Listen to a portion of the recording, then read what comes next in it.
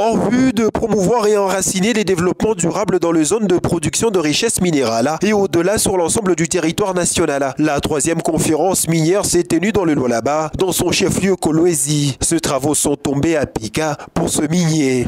Vous savez qu'aujourd'hui, il y a un besoin très important par rapport au cobalt.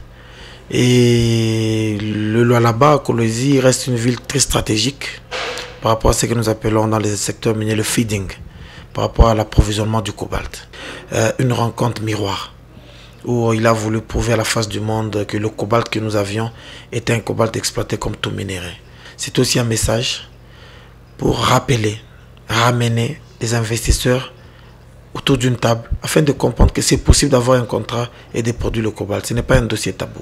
À l'issue de cette conférence, 8 grandes résolutions ont été prises, notamment celle relative à l'application rigoureuse du code et du règlement minier révisé en RDC, que certains évoluant dans ce domaine contestent jusqu'alors.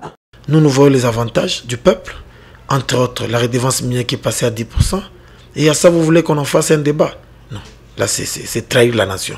Le code minier tel qu'il est là, c'est un code minier qui a été consulté par tout le monde. N'oubliez pas la petite histoire que le chef de l'État avait reçu tous les miniers avant de promulguer la même loi. Donc ce code minier est déjà passé. Ce code minier est une satisfaction pour nous, le peuple, et ce code minier doit être respecté à la lettre. La responsabilité sociétale a été également rappelée aux entreprises minières.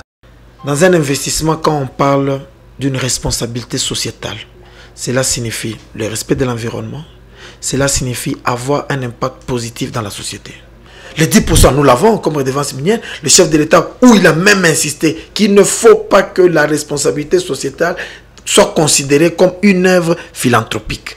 Pourquoi? Parce qu'ils ne font pas que le peuple sente qu'ils sont en train de mendier. Non, c'est de leurs droits.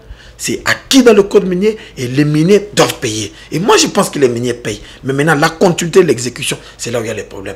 Il y a encore possibilité d'organiser des échanges tout autour de ça, parmi la tripartite. La tripartite signifie l'investisseur, l'État congolais et le peuple qui est représenté par la communauté de base. De voir comment cette redevance minière doit réellement aller aux bénéficiaires qui est la communauté de base.